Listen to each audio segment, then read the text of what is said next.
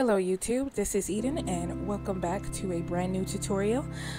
Today I will be teaching all of you how to make your own jewelry display out of something simple as a cupcake holder.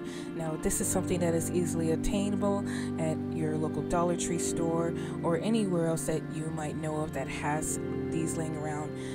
I decided to go to a Dollar Tree and purchase one for myself, but these are the basic supplies that you'll be needing for this project. So the things you'll be needing in this project is a cupcake holder. These are easily to get at the Dollar Tree store or any of your local party stores that you're able to visit. You'll also be needing a hot glue gun, some felt. I got a roll of felt from Daiso.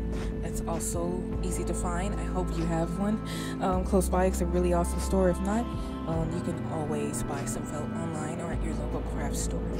You'll also be needing some trim, the same color as that felt.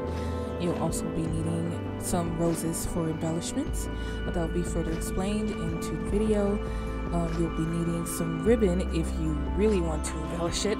This is optional, but if you have some laying around and really want to decorate it, you'll also be needing that as well. You'll need some scissors.